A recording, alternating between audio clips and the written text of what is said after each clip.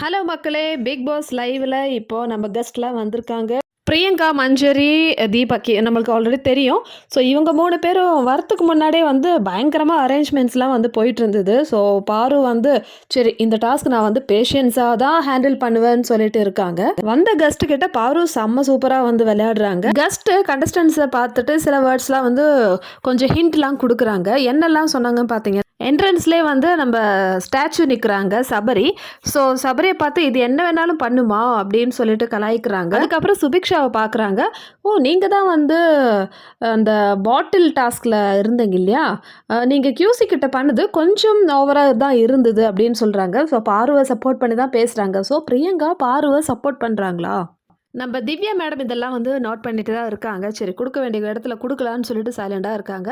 ஆனா திவ்யாவ விட பாரு தான் வந்து ஓவரா வந்து ஆக்டிவா வந்து எல்லாமே வந்து எக்ஸ்ப்ளைன் பண்றாங்க. ஸோ அடுத்தது வந்து அவங்கள லிவிங் ஏரியால உட்கார வைக்கும்போது, எனக்கு டீம்லாம் வந்து இன்ட்ரோடியூஸ் பண்ணுங்க. எனக்கு கொஞ்சம் கன்ஃப்யூசிங்கா இருக்குன்னு சொல்லிட்டு பிரியங்கா சொல்றாங்க.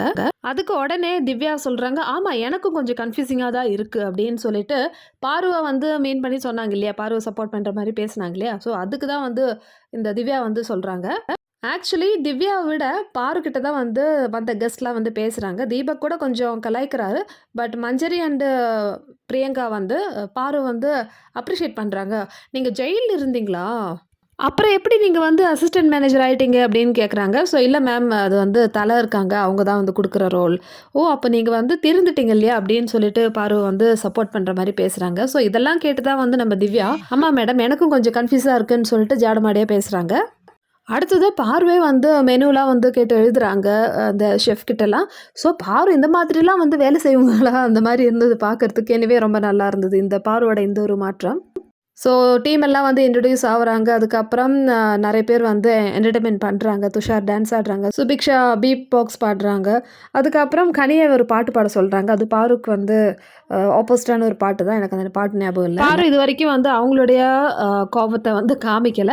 ஆனா, இதுல இன்னொரு விஷயம் பண்றாங்க. பாரு இவ்ளோ நாளா வந்து கண்டஸ்டன்ட் வச்சு செஞ்சுட்டு இருந்தாங்க.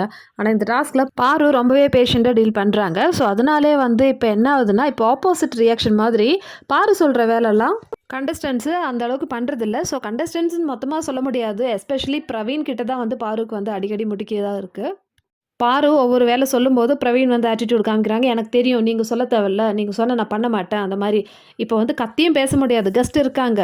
கெஸ்ட் ஆல்ரெடி வந்து சொல்லிட்டே இருக்காங்க. கடந்த 8 வருஷமா இந்த ஹோட்டல் சூப்பரா தான் போயிட்டு இருந்தது. 9வது வருஷம் தான் வந்து மூழ்கிட்டு இருக்குன்னு.